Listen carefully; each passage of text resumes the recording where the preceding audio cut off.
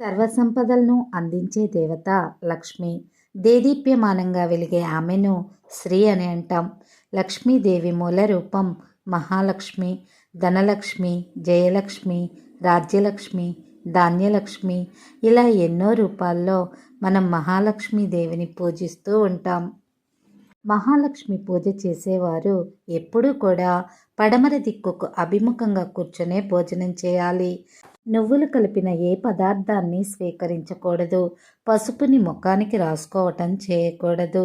అమితంగా నిద్రపోకూడదు. భూమిని కాలితో చేతితో కోకరాదు.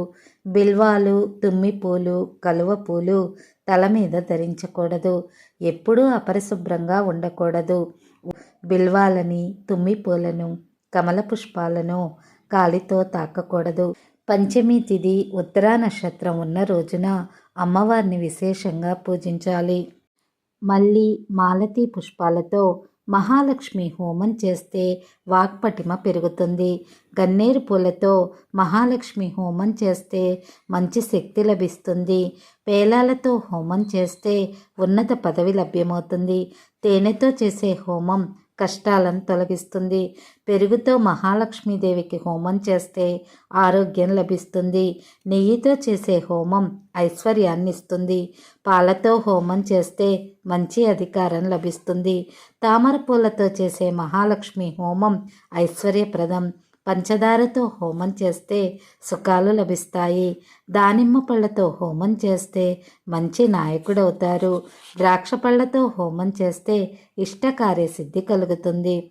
పంచదార, బెల్లంతో హోమం మనోభీష్టాన్ని నెరవేరుస్తుంది. బిల్వాలు, నువ్వులు, కొబ్బరికాయతో హోమం చేస్తే ధన సంపద లభిస్తుంది.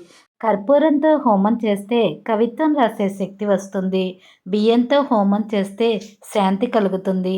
కటిక దరిద్రంలో కష్టంలో ఉన్నప్పుడు కనకదార స్తోత్రాన్ని నిత్యం పఠిస్తూ అమ్మవారికి పాలును నైవేద్యంగా సమర్పిస్తే ధనరాకడ సమృద్ధిగా ఉంటుంది. ఈ వీడియో మీకు నచ్చింది అనుకుంటే లైక్ చేయండి, షేర్ చేయండి, సబ్స్క్రైబ్ చేయండి.